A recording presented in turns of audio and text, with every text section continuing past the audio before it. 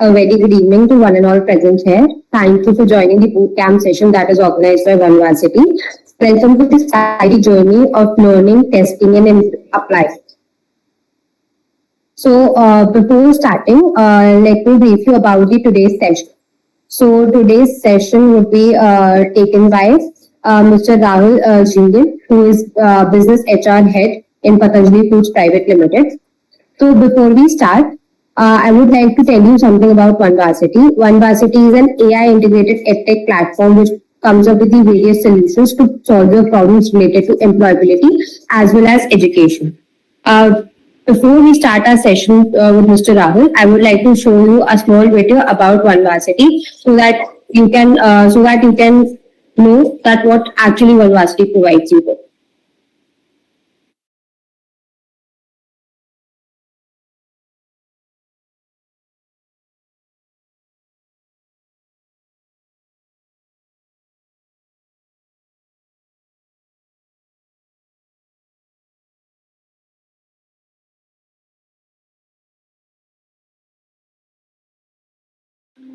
What if your profile could talk and tell you exactly what you are missing? With OneVarsity AI, it can. It analyzes your academics, your projects, and your goals to spot the skill gaps that are holding you back. Then it recommends the exact courses you need so you can become job ready, faster, and smarter. And that's not all. OneVarsity AI supports multiple languages, helps you build a professional resume, and even finds real job openings based on your updated skill sets. No guessing, no wasting time. Just the right skills for the right job. Upgrade your profile, let AI lead the way. The biggest classroom is the real world. CNP Connect and Progress is where students meet industry experts, participate in live competition and even organize their own. With weekly workshops, interactive discussions, project showcases and vibrant college clubs, we just don't teach, we help you experience growth.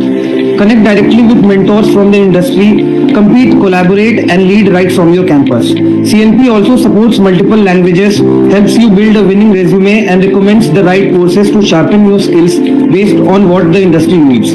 From college corridors to corporate conversations, we build that bridge. Connect, grow, and progress with OneVarsity's AI Connect and Progress.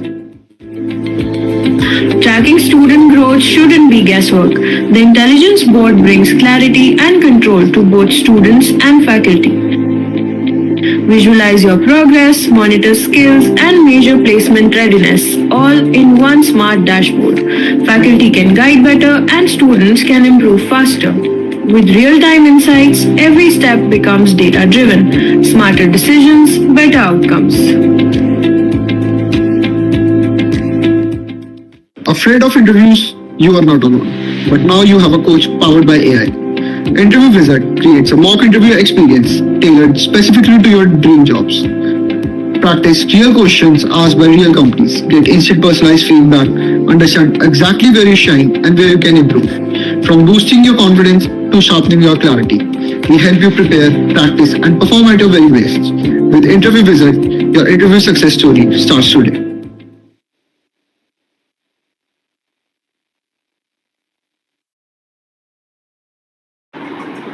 We have our guest for today, Mr. Rahul Jindal here. Good evening, sir. We are honored to have you here. We are honored to have Mr. Rahul Jindal with us today. Rahul is the head of business HR at Patanjali Foods Limited and brings over 20 years of experience to the table, with more than 12 years specifically in the FMCG industry. His expertise spans across diverse sectors, including ITES, telecom, NBFC, chemical, and FMCG. His professional journey includes significant experiences in HR business partnering, total rewards, change management, leadership development, and talent management.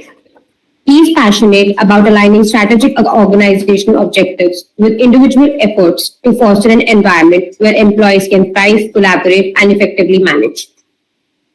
His educational background is equally impressive with the certifications and degrees from prestigious institutions such as Stanford University, XLRI Jamshedpur, NMIMS, and Delhi University.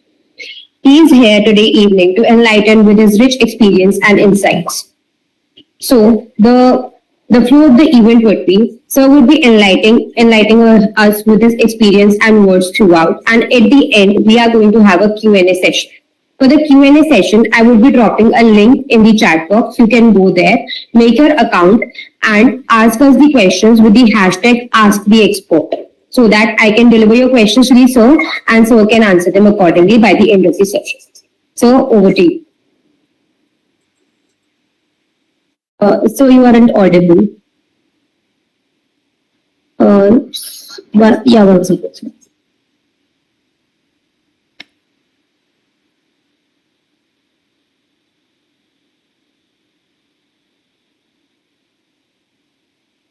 So kindly mute yourself. Okay. The access is given, so just private. Yeah, am I audible now? Yes, sir, you are. Okay, Please go ahead, sir. congratulations. Great, so thank you so much for the brief introduction. It's a pleasure to be here alongside all the students and the people here. So guys, good evening once again. My name is Rahul Jhingan. As you said, I'm the head of business HR with Patanjali Foods Limited. So today's session, as what was suggested, is on culture among and talent management in growing organizations. So we'll discuss on these aspects as well. I'll try to share certain live examples and my experiences basis both of these components. And what we'll do is that as it's not an offline lecture, so whatever questions that you may have, you can all write it down. And possibly towards the end of the session, we'll have a small window and we'll plan to address all of those questions at that time. So I'll just be, sharing some PPT. So I don't have the link activated to share my screen. Could you please help me out with that? Yes, sir, sure. Just give me a minute.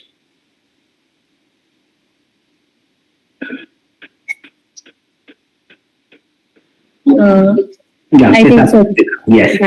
Yeah, so good. Thank you so much for this as well. So what we will do is that we'll give you a small brief about what we are as an organization, Patanjali, what we do, and then post that, we'll then start off with the session. So just give me a moment. I'll share my screen now.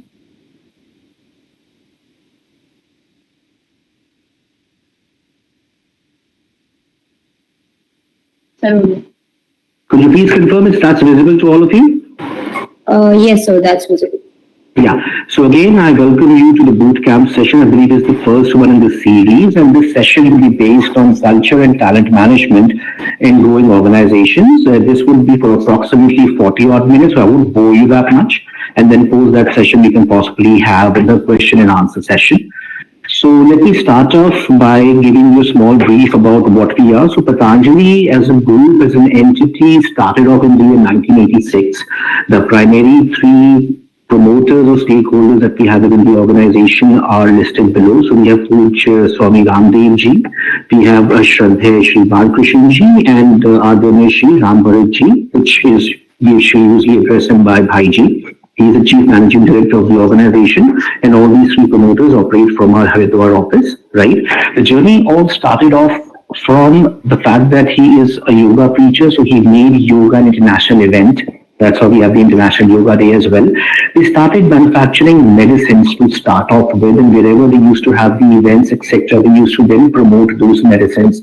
Slowly and gradually, they went into staples, ghee, oil, etc., which was all manufactured at Haridwar. And then when they saw exactly what the potential of the organization would be, that is when we started to actually grow. Today, in case if we see exactly where we are a 40,000 worth turnover company with a market capitalization of 70,000 crores. In the year 2019, we acquired Ruchi Soya Limited as well. So the portfolios of that organization, which included edible oils and Nutrela, as a soya chunk, also came in and be part of our kitty. Right. Our primary 6 verticals that we have in the organization are the edible oil division, which is worth around 30,000 crores. Right. The FMCG division, which consists of our biscuit division, our Nutrela soya chunk division, our food division, and HPC means home and personal care division. Then we have palm plantation business, wherein we have MOUs signed by various states, wherein we are trying and planning to actually grow the palm plants there. Then we have oleochemicals, which is a byproduct of our edible oils, nutraceuticals division, which is primarily into protein supplements and lifestyle supplements, and the last one being the renewable energy. So in a brief, that was what the overview of the organization. Now, considering where we are and what we are to talk about is culture. Now, culture, considering I assume all of you guys will be management students or will be planning to pursue management students. I don't have the list and details of you people, but just to make you understand what is that we mean by the term culture and talent management, right? What constitutes a culture? What are the characteristics of the generation that we have today that is getting into business? Right? And what are the expectations and challenges that may be faced by both the entities, which can be either a new member coming into the organization or we as an organization, industry as a whole. So we'll talk about those particular aspects. I'll give you certain examples as well. And then basic whatever discussion that we may have for the next 40 odd minutes, you can always ask questions towards the end of the day. So let's start by defining what is culture. As the slide talks about, it's all the experiences that shape our beliefs, our value systems, and our actions that influence the behavior of ours in the society, community, organization, or life as a whole. Is the way that we interact with each other, is the way that we tend to confide in people, is the way that we carry ourselves well. So all of that is what constitutes a culture, no matter it is the family, where it starts from, it can be society, your social circle, it can be your organization where you spend around 8 to 10 hours every day, or the world as a whole. Now, if you see that any belief, any action, any kind of value system that is generated, it tends to happen in our family. So our personalities of what we are and what we aspire to become is mostly influenced by what we see and what we have witnessed over time when we were growing up. So, how the family worked, what time did our elders used to wake up? What was the daily routine? What time is the time for breakfast? Do people have breakfast together or do they have separately? Then what time do they start their day? How would they have lunch? How do they interact with each other? How many people here and otherwise as well say thank you to their mothers or sisters or maids working in their houses when they offer you food or bring you a glass of water. Small things that actually happen around us is what influences us. And then our action, then our behavior and our attitude also tends to get influenced by those particular actions. And this is how we then drive our life and create a persona for ourselves as well. The next thing is what constitutes a culture in the family. I just gave you an example right now. The same is for the organization as well. So how do we greet in the organization? How do we make people welcome in the organization? Are we that inclusive? Certain organizations may have a prayer before they start the day. The communication, how it tends to happen. Is it more formal using mails and chat boxes, or is more personal that people tend to approach other people and that's how they connect and communicate? Okay. Do we have an open door policy within the organization? Leaders, are they accessible or you need to seek appointments with them? Whenever they have to decide upon any course of action, do they include everybody in their team and then come to a consensus to come to a decision, or they take all the decision among themselves as HODs and then cascade those decisions onto the team members? So a lot of those constituents are there in the organization as well that actually do constitute the personality of the organization, and people tend to thrive when their own personal set of values and culture is aligned with what the organization is and what they practice. You may have seen on social media as well that there are companies who actually do a lot of branding these days on Insta, on Facebook, on LinkedIn, Twitter, etc., wherein they tend to showcase exactly what kind of environment, what kind of practices, what kind of policies, what kind of work culture do we have in that organization. Are employees having fun at work and only fun at work, or are they also working? Are they getting recognized, appreciated for the kind of efforts that they need to put in? So all of those things is what you see there on those particular platforms. There would be verbatims of people, showcasing their experiences as well. that they join the organization, maybe as a management trainee, maybe as an intern, in case if you do join an organization and you are to pursue a project or you're given an assignment, what kind of support did you get from your team members? What kind of inputs did you receive from your mentors? How easy it was to actually gel with the organization, with the team, with the people, how effectively were the grievances were addressed in that organization. All of that would actually let you decide whether I would want to continue with the organization or not. I'll give you a small example. So there are like 80 odd trainees and interns that we have hired till now, since January till April end, right? So I have these trainees, yeah. So some of them, they come with their t-shirts and jeans and sports shoes. They're sporting tattoos on their necks and their hands. They have earrings in their ears. And that is how they actually operate within the system and the teams and the organization. And then there is another intern that was there on this first day. When we spoke about exactly what the process would be, what project they would need to actually pursue, etc. This guy actually towards the end of the day, before he even touched my feet. So there are two different contrasts that certain people, they just tend to be transactional in what the approach may be like. They have their own lifestyle. And certain people have different set of values. The organization then would have a different set of values that it operates in terms of respect for individuals, in terms of the communication that it may have, in terms of diversity and inclusion. So it all depends upon exactly how well we are able to adapt and adopt to the culture within the organization, to understand what the expectations are, and then to align our objectives with the organization and take it forward to the next level. The next part that we will talk about is the demographics and characteristics of the generation that is there today. And maybe by 2030, approximately 60 to 70% of people that would be in the industry, which would be employed, would be from this generation. So what do we know about them? A, work-life balance, that they would want to work for the specified time that they are supposed to work, and that is where they give priority to. Like in our previous generations, people would spend more time in the office, put in the extra hours, work hard, etc. But this generation is very vocal about this aspect as well. So they would want to actually convey this at the very front. Okay, this is what I can do, this is what I can't do, and these are the preferences, or these are certain important aspects of my life which I would not want to get disturbed while working. And they're pretty voiced about that as well, which probably, if their managers are from 2 or 3 generations before, may create a problem. Like, people don't ask for leave these days. They tell their managers, I would not be coming in today.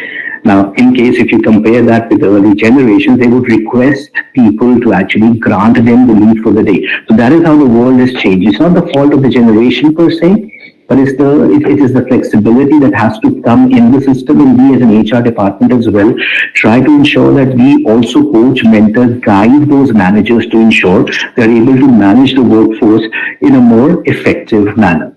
Next is the tech-savvy generation. So they, like I said, that when they were born, they were given certain tools which their early generations never had. Right? So they are good with their systems, with their applications, with the usage of the systems and applications. And hence, they are able to get things done faster. They're able to understand technology faster. And hence that gives them an edge over the other people which may be in the system. Third is, it is important for them that their career growth and development is clear. So what is the career roadmap for them? What is the career development opportunities? It has to be stated, and they need to be provided all the support and encouragement to ensure they are on the right path to achieve those particular milestones as well. And in case if that doesn't happen, there may be some kind of a reward coming in from them as well. Next is, they believe in diversity, they believe in inclusion, they believe that they may have a sense of entitlement as well. That if I'm there, I need to be a part of this. If they're not made available to be a part of that, or if they are not invited, they may feel otherwise as well, right? Mental health is priority for them. Their well-being is a priority as well, right? Value driven. So in case if my values are aligned with the organization is when I put in my 100% or otherwise. So this would also be a characteristic of a Gen Z. And whatever communication that happens with them, or is to happen with them, it has to be crisp, clear, and concise. If there's any room for any confusion, if there is any room for any more clarity, it becomes a problem both for the mentor as well as the reportee, that then the work may not be done. So that's the kind of a mindset that we as recruiters and managers know, that if this person would come in, he may be more voiced, he may be more upfront, okay, he may draw the lines, he may not hesitate to say no. All of these things, as a manager, we also need to ensure that we are also coached, mentored, and trained to ensure that we are able to manage this particular people asset in an effective way. So that is a win-win situation for both the employer, the manager, the organization, and the person as well. Now that is just one way. It's nothing negative. It's just the personality traits that we spoke about. But we now talk about the other perspective as well. The other perspective talks about, some people think that this generation of the Gen Zs are rude and entitled because they are assertive, and if they don't like something, they're pretty voiced about the same. They speak their mind. However, as compared to earlier generations, they may not have been that assertive. They may not call a spade a spade. They would reserve their thoughts. So it's not the fact that something is wrong or nuanced. It's just the fact they are different, and that is what makes them unique. Number two, because they may take leaves, and I spoke about this. Can we all please be on mute? Yeah, thank you. As we all take leaves, we actually, ask permission. But in this generation, they just inform that because of whatever reason, I may not be able to come in. There was this Twitter tweet that I was seeing the other day, and it said that because I had worked till 9 o'clock yesterday, I would be coming at lunchtime to ensure the number of hours are okay in terms of the daily amount of time I have to spend in the office. So again, are they wrong in doing that? Maybe, maybe not. But it all depends upon exactly what their understanding is of the policies, processes within the organization, and how well are they inducted, onboarded within the organization for them to understand the expectation of the role and also the organization in terms of the deliverables. Third point, they're not loyal. So that's a perception that people have. They're not loyal and they're money-minded. Now, they may come across as a person who has more accessories. They like to spend well. They'll be wearing a good watch, good set of shoes, good clothes. They'll be carrying a good perfume as well, right? And because they have to ensure they are able to support this lifestyle, they also may demand a fair compensation. Right. So this is also a thing, and as compared to the earlier generations, they may not have been too voiced about exactly what they expect or what they deserve. So that is what makes them different. Next is they are too choosy about the nature of work because they want to work on something which they enjoy, seek a purpose, and hence they would love to do those things more as compared to others. So it's all about providing choices. As managers, our job then is to understand what is the SWOT, strength, weakness, opportunities, and threat for any individual. What is the kind of a personality type that is coming within the organization? What is his preferences or his or her preferences? And how can we align those preferences with our own deliverables and our own company policies, processes to ensure that we have a win-win situation for the both of them? Okay, the other perception that comes about is that they are not hardworking. Now, there's a difference between hard work and smart work. Now, the perception that people who are in that generation, maybe in the late 50s or early 50s or 60s, they would say that working on weekends is something that you should do. That shows that you're hardworking, you're pretty loyal to the organization, you go beyond the boundary to complete certain tasks. But a smart worker would be able to finish those tasks within the specified time during the week, and is also assertive and confident enough to state that, you expect this to happen, but because I'm traveling and I have some other engagements, so this may not be expected by the managers, but managers now need to be trained to ensure that they understand what generation that they are talking to, and hence their leadership style also needs to evolve with time to ensure that we are able to ourselves adapt and adopt to that generation as well. The next thing is about challenges. So in case if we talk about if any organization doesn't have a good culture, when I say culture, it is think about a person joining in for the first time. and he's made to wait in a room alone for maybe an hour till the time a person comes about and hands over the documents to this person and then moves out again and then comes back after an hour, this person would feel that I'm not being attended to. Okay, it's just the fact that okay, I'll just join in, I'll just be an employee code in their records. I would not be getting that respect or the attention that I deserve. This is not what I would have signed up for. Or in case if the manager doesn't talk to them properly, right, or say certain things which may not be acceptable. Okay, they are not invited into team meetings, right? If a person comes about and he's not made part of a lunch group with colleagues, if the colleagues don't interact with this person much, there can be n number of things. How an organization or teams function. It's a responsibility of both to ensure they are able to include and adopt the new person. But in the case if it doesn't happen either way, then there are challenges which are there within the organization. There is bias in terms of who gets promoted, who gets a better raise, who gets more job enrichment opportunities, etc., and who gets more incentives. So that in case if that bias is there is no transparent communication or communication in terms of what is right and why this person getting promoted. All of these create a bias, and hence there are problems that employees tend to face, no matter what generation would they be from. But there would always be challenges in terms of employee turnover, in terms of disengaged employees, in terms of people taking more leaves, in terms of they're not being engaged, they're not communicating, and those kind of people they don't make it that evident in front of the employers or HR that they're not happy, right? Because there's a saying that happy people are productive people and productive people are happy people. So it is a responsibility of the organization and the manager to ensure that we are able to provide such platforms to those people wherein they have all the tools and resources to pursue their tasks, and also to ensure they're able to reach at the desired outcome and results so that the organization also benefits. However, if that is not the case, the majority of these people won't say anything, no matter what kind of performance level they may be at, and they will just quietly move on. And that is something which is not very good for the organization and the HR people. There may be some things that we should intervene with in case if we are not, that may cause a big problem to both the entities. Next is feel psychologically unsafe or unvalued in case if they have an input, they have a suggestion, if that is ignored, this person feels that he is disrespected and again would be cut off from the rest. Next is about communication. Like I said earlier, in case if they have any input suggestions on the improvement of processes, any new idea that they would want to actually pursue, and if they are shot down or ignored or not listened to, then it creates bigger problems for not only the employee but the team as well, because that's not the kind of a culture that people would get accustomed to. Right? So these are challenges which are there in every organization.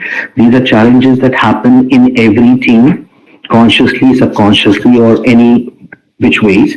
But it is the responsibility of the managers, it is the responsibility of the HR teams, it is the responsibility of the leaders as well to ensure that the kind of environment they create within the organization is the culture is always top down.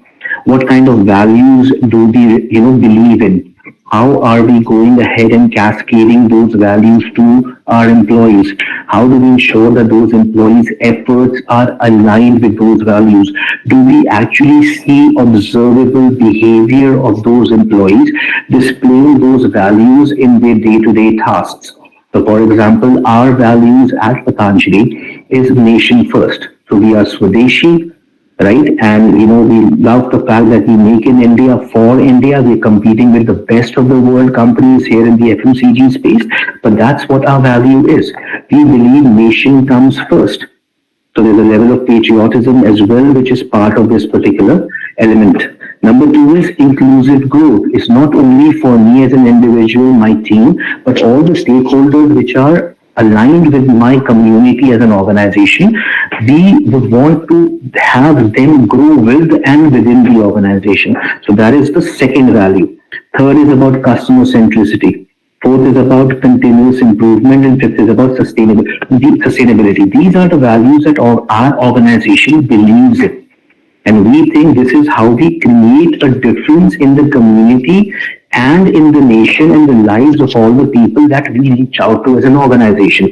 The people who are able to align with this, people who are able to understand why we do this, are the ones who would actually, do really well in the organization, enjoy what they do within the organization, and then grow within the organization. For example, in our organization, we don't say good morning or good afternoon. We greet each other by saying the word Om. So in case if I meet you, I would say Om Vijay, Om Rajiv, Om Shikha. It would not be a good morning, hi, hello, etc. It's just we started by saying Om, not only when we are conversing with people, but also on mails as well. Right. Next is every morning we have a puja or a small prayer, which is Ganesh Ji ki Aarti, or some mantras that are done in different parts of the country. So that is how the day gets started. So we have a small puja, and that is when it would start. Our leaders who here have an open door policy. If anyone would want to approach them for any help, any support, any grievance redressal, they are there to help out at any point in time. Right? Next is the differentiation between formal behavior, informal behavior. So discipline is always there. There's certain things that you can do, and there's certain things which you're not allowed to do. You don't take things for granted. So that line is always drawn to make people understand exactly what space they can operate in. Next is about inclusion. It's about equity. It's about clothing. So in case if I see a management trainee who has just joined in, is undergoing his traineeship for 3 or 6 months. Now, in case if he doesn't take himself seriously, how would others do? Right? So we have to train, coach, and mentor the trainee as well. That because everybody else is in that attire for specific days, we also need to be part of that. Tattoos can be visible, not visible. At least HR has to be in place. So, as an organization, as managers as well, it is our responsibility to ensure that we are able to reach out, we communicate, because the more we communicate, we align with the employees, the better is what their understanding would be of the policies, processes, culture, and better is what their performance would be in the short and the long term as well. Now, we talk about good culture. A good culture leads to candidates are attracted to good culture. It's a combination of tangible and intangible. Tangible is something that you can look and feel. Intangible is something which is not visible, but then it still exists. So it's a combination of both these elements, which is important to make or to be part of a good culture within the organization. Okay, whenever employees or people are respected, no matter it is an organization, no matter it's a social gathering, a community or family, so they would actually feel good, and people really would want to be part of those particular groups wherein they are appreciated and recognized. Because people like to listen to people they like, and it goes vice versa as well. Next is because of the respect, value, and the kind of influence and observation they may have, they buy into the vision and the mission of the organization. Like, for example, our vision and mission is that we would want to be a 1 lakh crore organization in the time to come. So that is where people, when they are aligned with exactly what we are doing, how we are doing, what is the kind of environment is, am I getting supported by my managers, are the policies employee friendly, do I have all the tools and resources to pursue my tasks, in case all of those things, is my manager, I'm able to have a good relationship with my manager as well. All these things are in place, so people don't have to come to work. They love to come to work. Okay, this is what I do, and I do that, and I know that my job actually helps the organization achieve their objectives, and I want to personally, professionally, consistently would want to pursue this over time, every time, to ensure that we both are able to reach our objectives and goals on a consistent basis. Right? Next is culture feeds on itself. I trust individual values are completely aligned, and there's a correlation between, a very important correlation between the culture of an organization, the turnover. Turnover means how many people leave. There are different reasons for people to leave, but exactly if there's good culture, people tend to leave less. For a 5-10% hike, they would not want to leave an organization that provides for them, that takes care of them and their family as well. And hence, because people tend to stay more, And because of the loyalty towards the organization, there is more profitability. I'll tell you about FMCG sector because I have my major experience in FMCG. Now think about this, and many of you guys, believe me, the growth opportunities that you have in FMCG are far greater than any other industry for that matter. Because here it's all about the legwork. The more that you are in the market, the more you interact with your stakeholders, which are the retailers, the wholesalers, the distributors, etc., the more you are making the products visible and available in the market, the better the organization would do. Now think about this opportunity wherein we hire a person for a city like Delhi, and in Delhi also south of Delhi, like defense colony area, right? And this guy starts to work, and because of some reason that he was not able to get aligned, or the expectations were different, or there were certain challenges, personal, professional, whatever, he's not able to continue. And every 3 months, we have to change the person in that particular area or headquarter. He would never have a good relationship. Any new person coming in would never have a good relationship with the existing retailers and the distributors, and hence the kind of results and the target achievement for that particular headquarter would never be better, would never be good.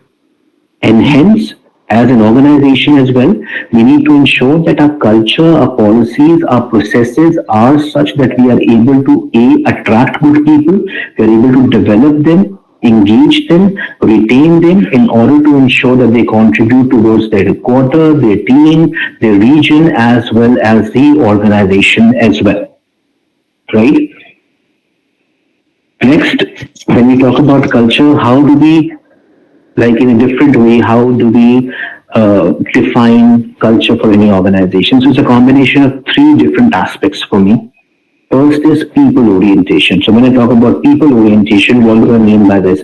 That how employee friendly can a company be for the new employee or for the existing employees, right? So what are the benefits that we are extending to our employees or prospective employees in terms of statutory benefits, for example, provident fund, gratuity, in terms of mediclaim, not for him or his immediate family, consisting of wife and children, but are we extending that to his parents as well? The company may need to pay more premium for the mediclaim, but then yes, this is something that the prospective employees do look for. Okay. Do they have all the tools and techniques and the resources to pursue their job and to excel in their job, right? Next is about life insurance. It's about leaves. How many leaves are we actually providing to the employees? Are they less? Do we have conditions for leave? Do we say, okay, we offer you 30 leaves, but you're only entitled to avail 15 of them? Is there no half-day provision? Right? Small things. Okay. Some people may have some emergency in their house, or maybe they have to pursue some, education or extra certificates or degrees. Yeah. Do we provide financial assistance to those people at that time? Right. Next is about, grievance redressal. If I have a problem, it can be regarding a process, it can be regarding reimbursement, financial, my career or whatever. Do I know people? Do I have the same, am I directed to the right people for me to get those answers, or am I just confused and don't know where to go, and my problem still persists and I'm not able to resolve it, right? Next is about flexible time.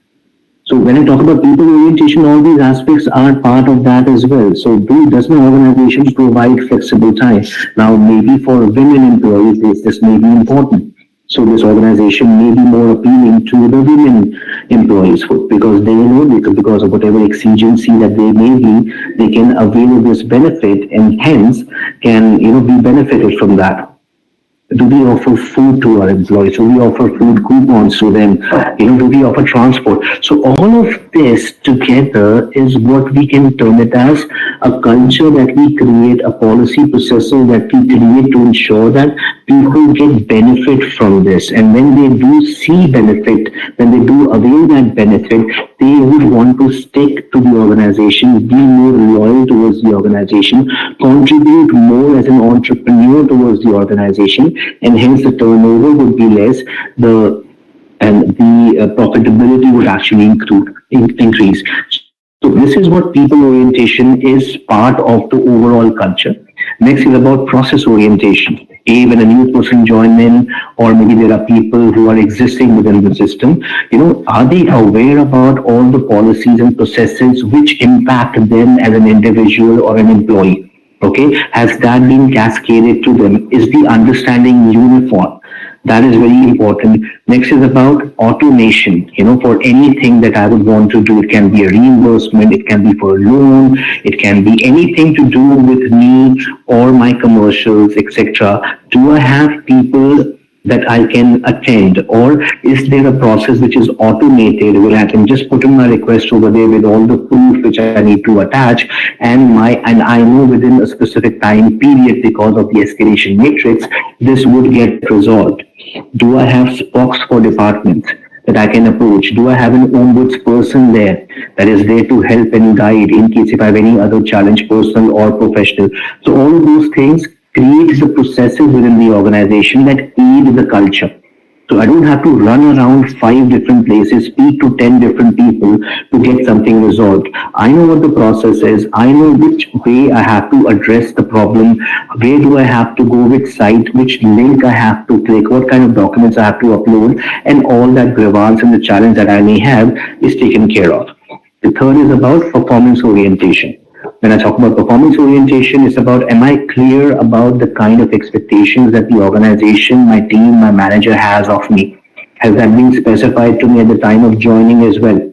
So these are certain things that you need to keep in mind. There are certain KPIs that you need to achieve. This is what the matrix would look like for you to be a high performer. This is the kind of level of performance you need to be at all times. So all of that would be clarity of expectations from the organization and managers end.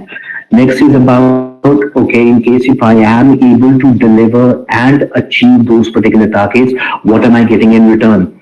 Am I getting some kind of incentives and rewards, right? And plus, to add in here, which I'll cover later as well, that how are we including the employee's family as an extended family for the organization? So in case if he's doing well, in case if he joins the organization and there is a letter that goes out to the employee's family addressed to his father, mother, or wife, that we welcome not only him but you as being part of our family, that creates a lot of difference. Right? So these are small things which are very important that we as an organization at Patanjali and others as well may need to look at, to pursue, to ensure that we create that culture which is inviting, which actually attracts good talent, and then they, depending upon their own characteristics, are able to align their values and expectations with us to drive excellence in our endeavors. Right? Just wanted to ask this, that their questions, are you writing it down, or how would that be?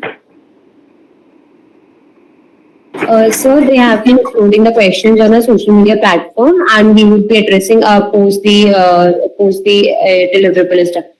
Okay, so there's not a chat window that we have open here that they can possibly write the questions there. No, so we are collecting the questions and we'll post it to you later. Okay, no problems. So now we talk about growing organizations. So when we talk about growing organizations, I'll give you an example of this company I was working for. This was Bajaj Corp Limited. Now it's called Bajaj Consumer Care. When I joined the organization, it was worth 300 to 350 odd crores, right? With around 300 to 400 employees which were there present in that organization. So, and there was only attendance and payroll, minimal stuff and recruitment which was happening, and nothing else was being invested in terms of talent management, learning and development, engagement, rewards, etc. So slowly and gradually set up those processes. We started to invest back in people. Gradually we were increasing the team size as well. We introduced policies wherein they are getting incentives and rewards and foreign trips twice in a year. HR doesn't get that. Sales people used to get these trips twice, and they had traveled the entire world, the Europes and the Australias and the Americas, everywhere these people had traveled. So when we started off with these interventions and also made family be part of our extended family as an organization, our CAGR, which is called the annual growth rate, cumulative annual growth rate, it was around 20-25% from 2012 to 2017, and we grew exponentially. And I served there for 7 years. By the time I left in 2018, 19, we were close to 1,000 crore organization with 800 people there active in the system. So that was a journey that we witnessed for a growing organization, exactly what it takes for us to achieve the kind of growth rate, what it takes for us to achieve that momentum in order to ensure that we are able to achieve our vision and the mission that we have set for ourselves. So number one was clear and communicated vision, that what we want to achieve for that particular year or for that matter a period of time, that was discussed with those people. And in case if they are able to achieve those particular targets, it was given, the profits were shared with the employees. And when they know they're able to earn more, yeah, the TADA, the traveling allowances, daily allowances are getting processed every month on time, right? And they're getting the opportunities to develop themselves by attending training programs, assessment centers, external training programs, etc. So it was a win-win situation for both the entities, and hence the employees also gave in the 120 odd percent and moved on. Here, I would also want to share one example of a gentleman.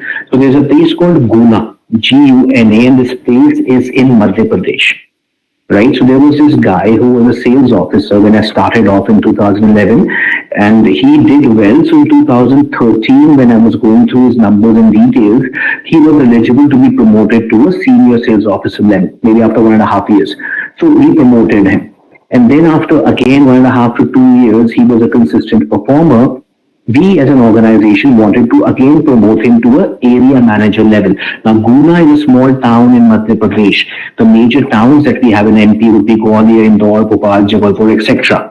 Now, in case if he has to be elevated to that position, right, he needs to relocate. He needs to come out of Guna to ensure that he is getting into a place wherein he has greater responsibilities, more CTC, right? He has a learning experience, he has a team to manage, and hence he can grow within the organization. But the guy said that I'm happy doing what I'm doing.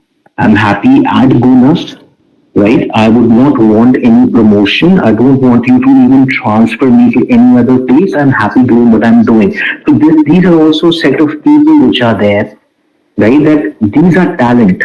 They know they are talent, but because of certain reservations that they may have, it becomes problem for them to avail the opportunities which are there.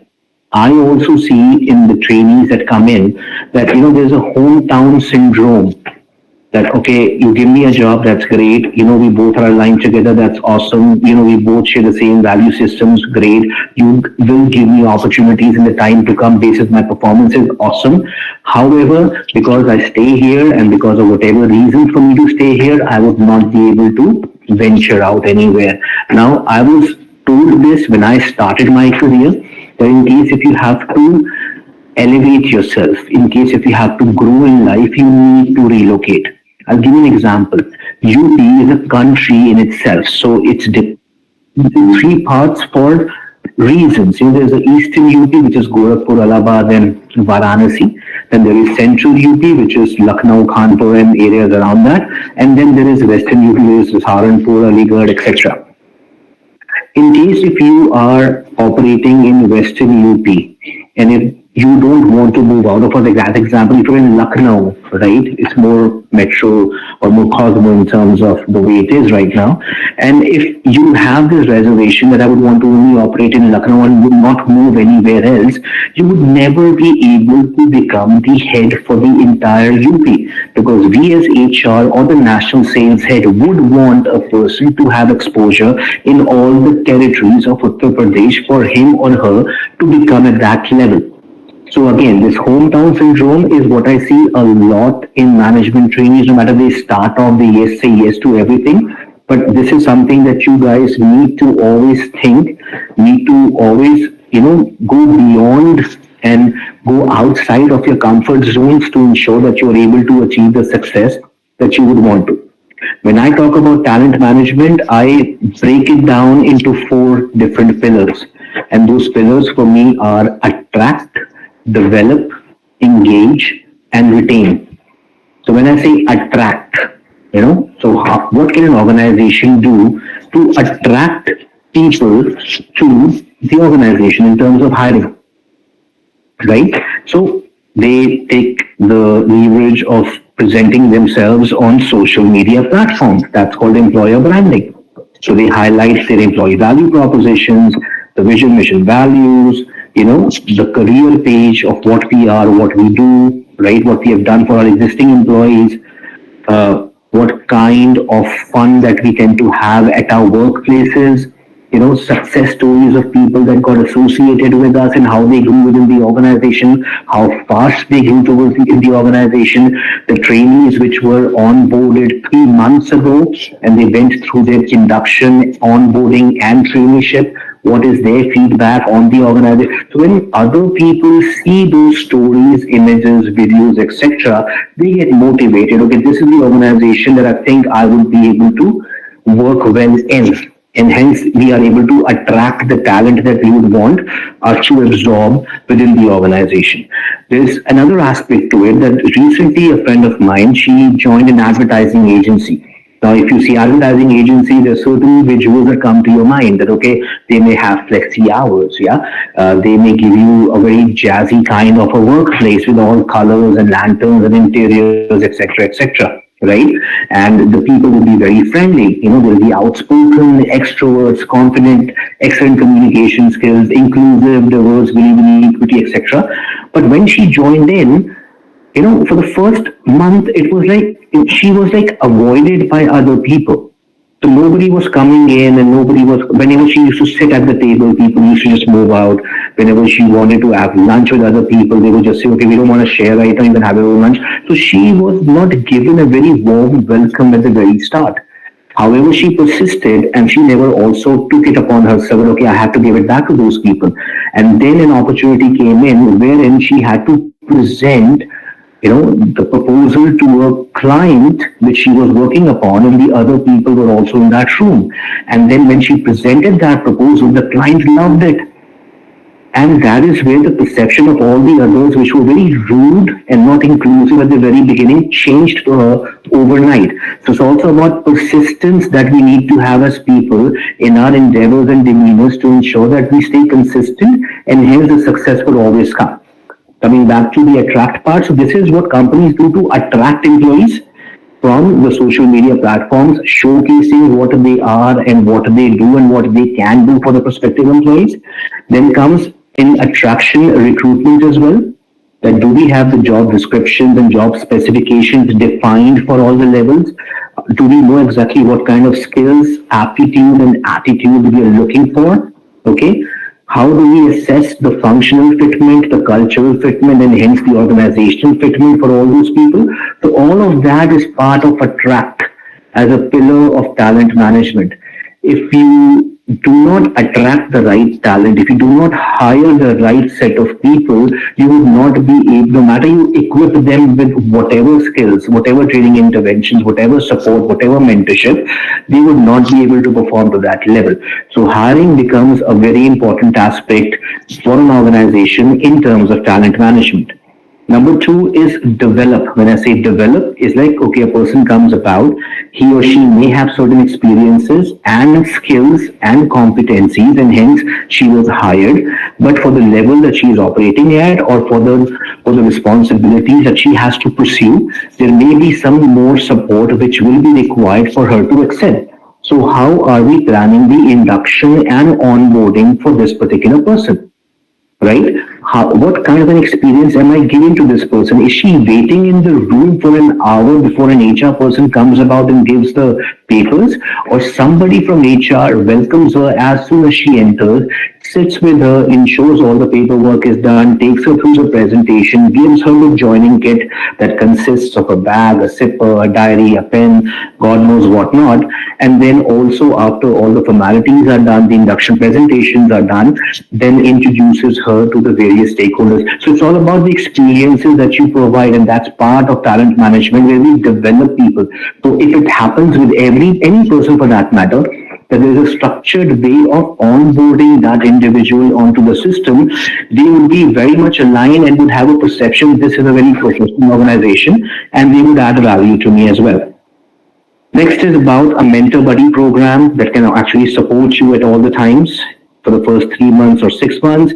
There are training programs that you are attending. People, they make you aware about the KPIs and KRAs for yours, exactly what would you be evaluated upon, what is your target, what all things you need to do, so that you and your manager both are clear that after 6 months or 3 months, whenever you will be evaluated on your KRAs, you know exactly what the parameters are and what the performance expectations are. Next, we talk about engagement. So engagement is how you connect with your employees within the organization and stakeholders outside as well. So there are different events that keep on happening. There's so many festivals that we have in India. So how do we celebrate them within the organization? Do we make everybody part of it? Do we include them? Do we invite them? How do we celebrate with newcomers? Whenever a new person comes about and, there are like 50 odd people together, do the managers or the HR takes the initiative and say, okay, we have a new member here and we would want her to or him to introduce. So that is how you include them. That's part of talent as well. There are different forums, like, they can be open sessions with your managers or, the upper level manager. They can be town hall meetings that can be done, one-on-one meetings. So in case if there's any grievance or a problem, he or she knows there would be somebody from the HR department or my manager or my HOD that I would then go and discuss my things with. The other thing is, at the time of the start, when you start with your career within any organization, say after 3 months or so, there is a meeting that you have with the CEO, and the CEO asks the question exactly how do you think the experience has been. There may be a survey that can be conducted. So all of those things become part of the engagement where employees are connected by the HR teams, their managers, or the organization to ensure that, they are engaged. They know that there's always an open communication that happens. And in addition to this, in case you are able to engage the family as well, that is the employee's family, that is an even better prospect for and a win-win situation for both the entities. Last but not the least is, now that you've attracted a talent, you have developed the talent, you've engaged the talent, you have made that talent grow and learn more things in the organization, how do we retain? Because we don't want to be like an institute that actually goes on investing all the efforts and money in a person to be able to develop to a certain level, and by the time that person has to give out the results, he's gone or she's gone. So that is where the organization then has to ensure that we have a clear roadmap for their growth, clear roadmap for their learnings, their proper rewards and job enrichment opportunities. They're made to go through certifications, and then the environment within the organization, within the team, the kind of empowerment that you provide to them is what makes the exit barrier a bit too high. And that is where the talent would not just go out of the organization, they would continue to stay. And when these people become mentors of other people as well, there's a good culture, then you start to actually propagate within the organization. Coming back to the slide here, like I said, talent management, what it does, it elevates the employee experiences, build careers for the employees within the organization, set clear expectations of the performances and the ways the same can be reviewed. The hypos are called the high potentials that we have within the organization. How do we identify those high potential people, and how do we ensure there's a fast track program within the organization that may help them to grow within the organization, right? If people are not performing well, is it like a clear indication they will be fired, or there is a proposal or a process wherein there is an enablement that is provided to them by their mentors or their managers in order to ensure that they also improve on those certain competencies, skills, knowledge, attitude, whatever, and they also come at par with the best performers as well. We tend to recognize people, and by doing all of this, enhance people experience and become more engagement and drive retention within the organization. So last slide that I have is suggestions for you guys who will be joining organizations soon, will be pursuing their internships maybe in the coming 2 or 3 months, or are pursuing internships, will be appearing for their final interviews in the month of October sometime. Certain suggestions based on my experience that I would want to share with you is be proactive. Understand before you apply for any organization what that organization is, what it does, what kind of culture there is. Go through the social media page, go through their career page, and be proactive in terms of all the information and seek feedback. It's not that an interview is a one-way process. You can also ask questions based on whatever reservations you may have, and that will be a good two-way communication. Number two is communicate effectively. In case if you have any doubt, don't keep it to yourself. Always share that with people, maybe your mentor, maybe your confidante, any ideas, thoughts, any process improvement ideas as well. Please do share with people that you think you trust and people that you think that can value that as well. Be adaptable. Different companies have different cultures. Different companies have different ways of working. So you need to be observant enough to understand, see what is happening around you, and then possibly take your best foot forward. Always be willing to learn new things, and the best person and the most, I would say, the people that are able to grow faster are the ones that are not able to learn something new, is their ability to unlearn what they have learned before. So that makes it more important. Set goals for yourself, short term, mid term, and long term, and track progress on a periodic basis. And always seek feedback for your actions, for what you have done, and accept the feedback. Always remember, feedback is one way. So if a person tells you something, you don't justify or validate, you just listen to that and see, fine, and I'll see what I can do to improve on this. So these are certain things that I would want to share with you. So we spoke about the culture, we spoke about talent management, we spoke about growing organizations, certain expectations. So these are certain things which are very critical for any organization. These are certain things which are very critical for the new entrants as well when they join in, when they be part of the organizations. You need to be open, you need to be poised. The characteristics and the personality of this generation is a bit different from what the other generations were. Accept that difference, work on those differences. So that is a win-win situation for both you and the organization as well. So with that, thank you so much for your time. In case if you have any questions, I'll be more than happy to. Firstly, thank you so much, sir, for an insightful session. The students, the attendees have some questions. So first question is from Aditi Agarwal. So there are two questions in this. She's a marketing student from IMT. So her first question is, with the rules in Patanjali like morning prayers, etc., how do you ensure that there is diversity in your organizations? Like, how do you manage people from different ethnicities? So we don't make it a mandate. Let me just make it very clear that it is more of voluntary, right? This was started off as a practice from Haridwar. So we have different offices. We have a pan-India presence, around 50 odd offices everywhere. But this thing is not mandatory for anybody to attend.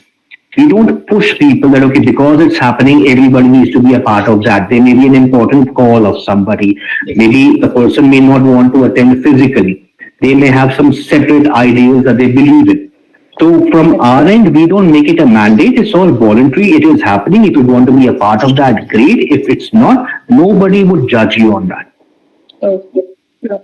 And so another question from Aditi Uli, that you told us about the importance to appreciate employees in the company. So if she's a marketing manager, she is leading a company and has a team with her. So what are the things that she should pay attention to manage the team effectively?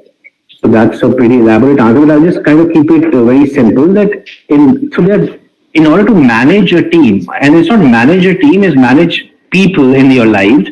It's called different strokes for different folks. You cannot just have one uniform way for you to deal with everybody. And you may see that people around you may be doing that as well. So if a person is authoritative, his aggression and loud voice is part of a personality to deal with everybody. And remember, it's not that he learned that in the office, because majority of what we learn happens in our house. So we are groomed, our entire value system gets created there, and that individual comes out. So it's our society that plays a very important and critical part in making what we are. So in order for anybody to manage the team effectively is to understand the strengths and weaknesses of the team, number one. Not everybody in your team can be an A player. That's very important, because in case everybody is an A player, the manager would have to run for his life, because everybody is performing well. So there's always an A player and a B player. That's how you balance the team, because that is where the B players would approach the A players for support, etc. When everybody is an A player, it becomes a problem. How you manage that is up to you. So certain tasks, you can fit in what kind of a personality I would want in that particular area, for that particular profile.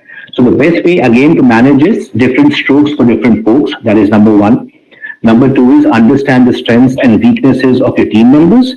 ensure that the career roadmap is defined for all, it's uniform in terms of policies and processes. Okay, 18 months to 24 months minimum is the time for you to grow within the organization.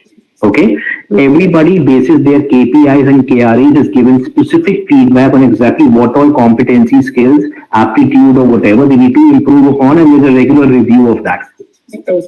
And you go by your word. So these are certain small things, because it's a very elaborate question, but certain small things which in case can be taken care of and build trust. I think you would be able to do a good job managing your team. Okay, thank you. So I hope, Aditi, that answers your question. Another question is from Suyash Agarwal. He says that he found your session very insightful. So his question is, given the importance of cultural fit, he would like to ask what you look for in a candidate during an interview. Like, at what are the KPIs or what are the things that you assess a particular candidate on, and how can at Patanjali the person can develop those particular things? Like, what are the qualities that you look for in a person during an Okay, interview? so how it happens is that for us to hire, it depends on exactly what profile we are hiring for.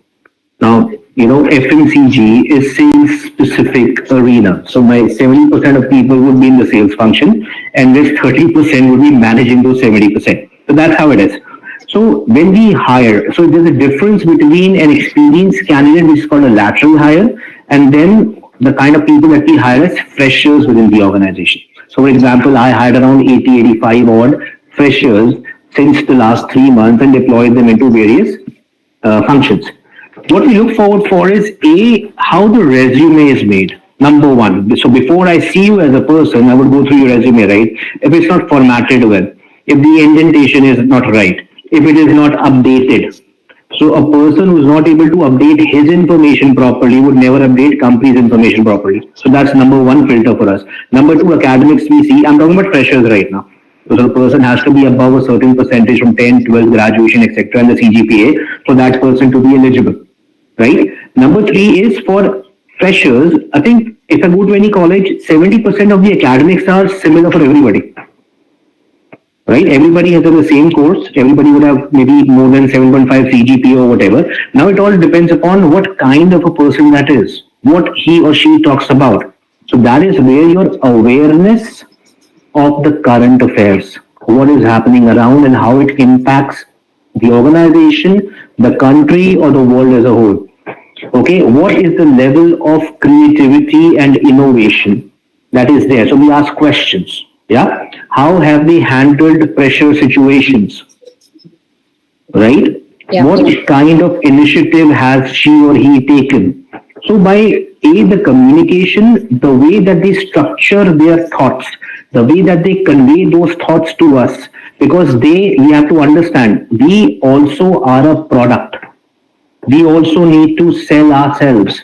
We also need to identify ourselves, what is our USP, unique selling proposition. In case if we are not aware of that ourselves, we cannot project it to other people. And then also about the flexibility, adaptability, and learning capacity. That is where the cultural fitment talks about. Yeah. Right? So how good do you adapt to different situations? Because we have a certain culture and we are proud of that as well. Right? So we also would want, see, again, a flashy guy. I'm not saying that there are so many interns here and trainees which are flashy, which is great. But they also understand that, in case if they are within the office, if the tattoo is visible on their forearm, they will never fold their sleeves. Right? In case they know everybody else is in shirt and a trouser and this guy comes in jeans and t-shirts and, So he, after 2 or 3 days after feedback, okay, Monday to Thursday, it's all formal. Friday, you can wear this. So there's a flexibility, right? So again, we test that. How well do you adapt, you adopt, right? Because that may be true for every legacy organization. We're talking about startups here, right? That you can lie down on a couch or whatever. There is a sense of professionalism as well that we check. Okay, what standards has he or she followed? So all of those things then make us able to make a more informed decision whether we should hire this person or not. Right? And there's a technique of STAR technique, which is called situation, task, action, result.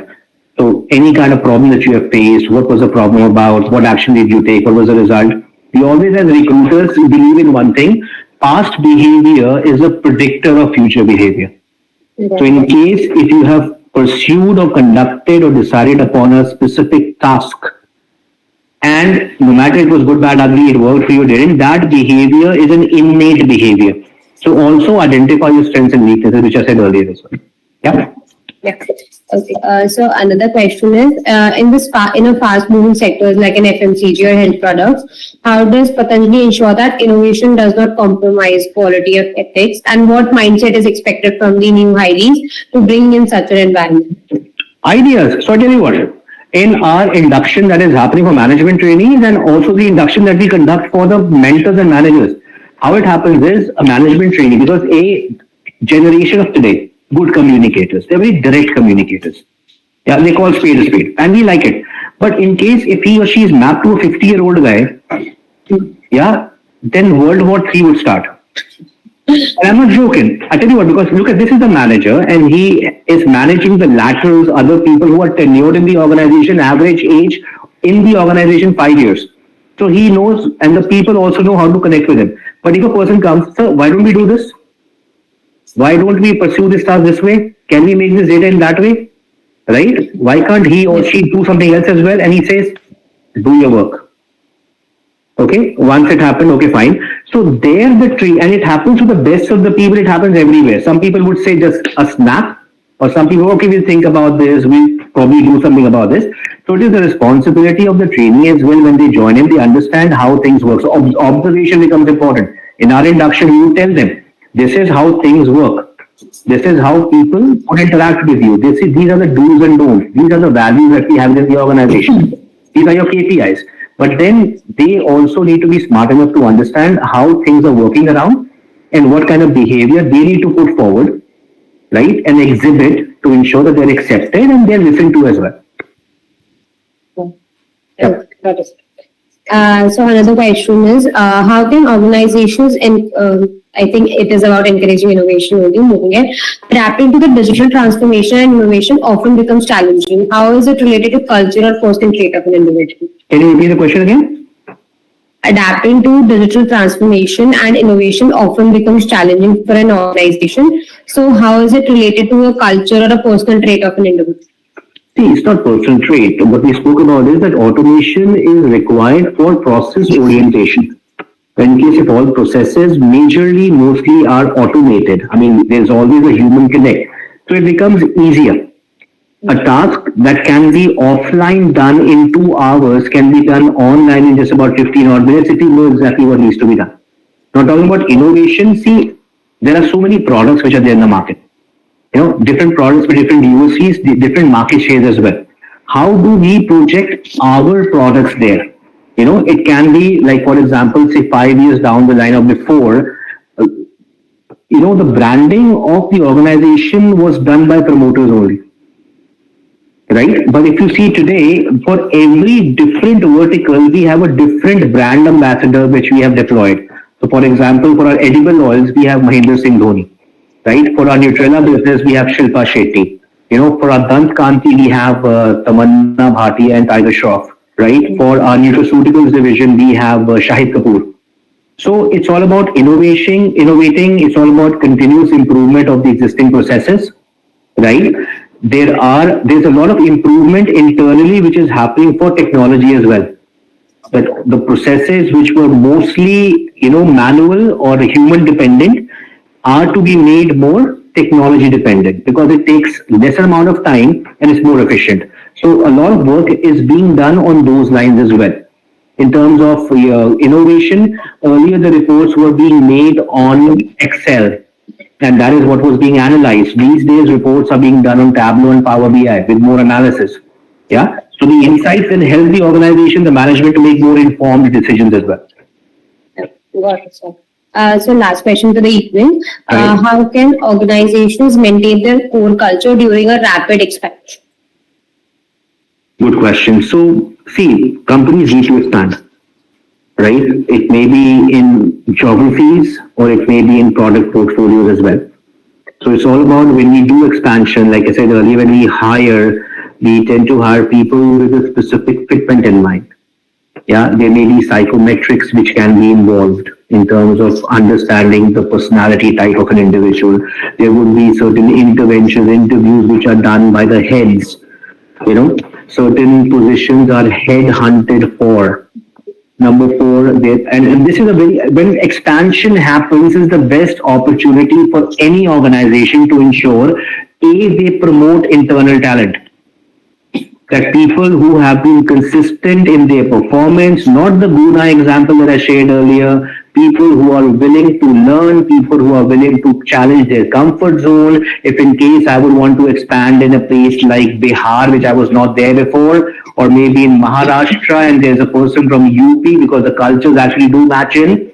Understand what I'm saying? The cultures do match in. So I would try that somebody from UP actually gets elevated, two or three people, goes over there and then sets up the business. Similarly, Gujarat people, in case if I have to do something in Maharashtra, I would prefer that maybe a Delhi, Gujarat, or maybe a Cosmo guy can go over there and do the stuff. So at this point in time for expansion, is the best opportunity, like I said, to develop and engage our people from inside. That is where we look for talent within the organization and not get it from outside, because if a person has been working with us for 4 years, has got maybe 2 promotions, and then there's an expansion opportunity, I would first of all give it to the people who are existing within the system. Right? And that is what is an example that we can set forth for others within the organization. Also, an example that we can set forth on our employer branding platforms, that this is what we have done. That for every level that we would get to for an ASM in the organization, it has to be internal promotee. We would never get people from outside for that particular. So small things, it goes both ways. Culture is always top down. Yeah, when employees feel that yes, we are an equal opportunity provider, when employees feel that yes, the organization consistently makes effort to develop me as an individual and a performer, it gives me the platform to actually perform at a level. And then in case if I'm consistent enough, it's not only numbers. Please understand, a very good salesperson may not be a good sales manager. So in case if anybody would want to grow in their life, no matter what time it is, seek feedback. I think the last slide talked about this. But okay, I'm doing this perfectly. I may be good at talking to retailers, distributors, wholesalers everywhere. The best sign of a good salesperson is, like I gave the example of defense colony, every 3 months the SO is getting changed. You would never be able to achieve the objectives or targets there. However, if a SO is working for the last 1 year, all the shops which are there in that place would know him by his name, because that's the kind of relationship bond that he would create, and this is what actually works. FMCG is more relationship-oriented business. No matter which business you are into, it's all about relationships and trust and loyalty. The time that you actually focus on this, the people orientation part we spoke about, you will see the results would actually be in your favor most of the times. Thank you so much, sir. Thank you so much. First, I would like to thank you for such an insightful session and answering our questions patiently. I hope it was a very insightful session for our audience and they enjoyed it. And thank you so much, sir. Thank you so much for taking time out of your busy schedule for us. No problem. Just one suggestion, in case if next time you can have these sessions done 5 to 6. Yeah. Instead of 6 to 7, I think that would be better. So you speak to Mr. Agarwal and see what he has to say. I just hope the participants here liked what we just shared with them. And as OneVarsity has envisioned that we would want, that the entity would want to actually provide a lot of learning opportunities for you guys by inviting, subject matter experts from various domains and divisions that actually can, share a lot of best practices and processes with you for you to continuously evolve and be good professionals and most importantly, good human beings as well. Thank you. Thank you so very much. Have a lovely evening. Take care. Thank you so much. Bye.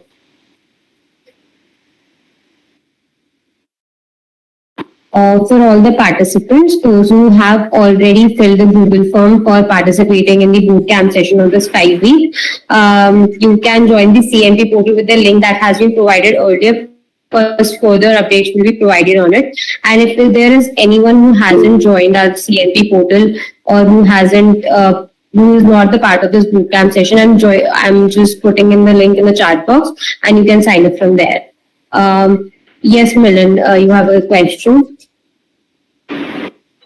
Would we be provided with the recording of the session, because my office timing doesn't match with okay, so I get free from office at 7:30.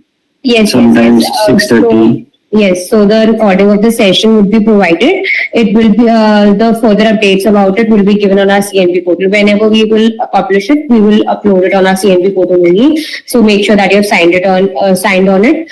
But if those who haven't signed on it, let me provide you with the link so that you can just make your account over there and get the regular updates about the bootcamp session. The link is pinned in the chat, right?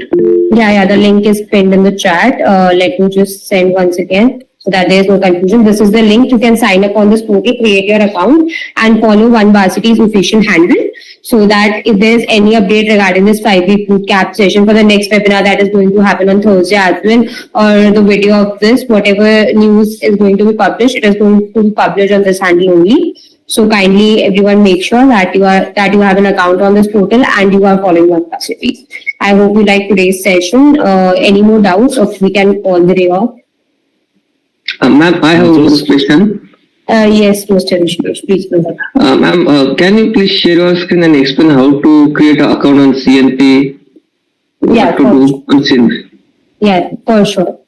Give me a minute regarding that.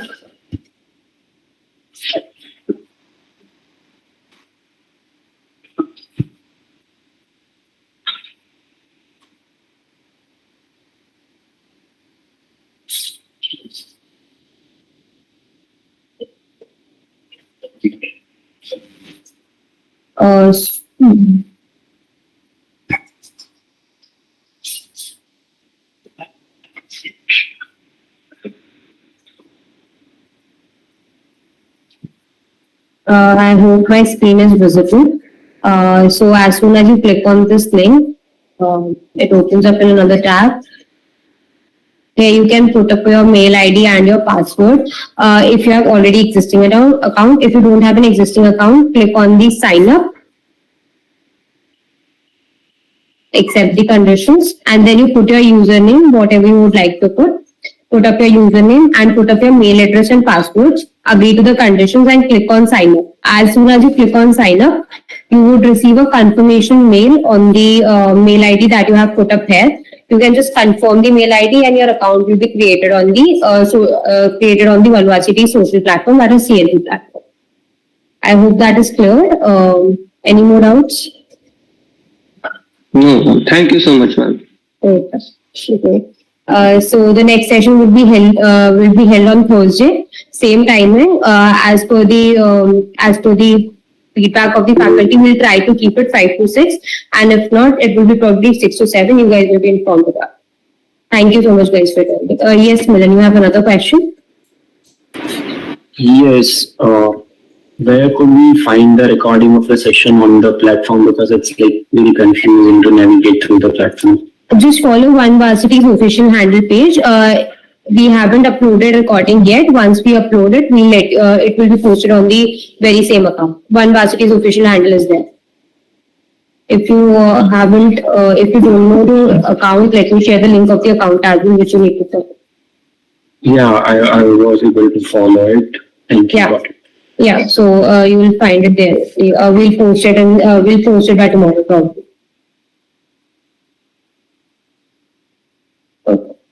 Okay, great guys. Have a good evening.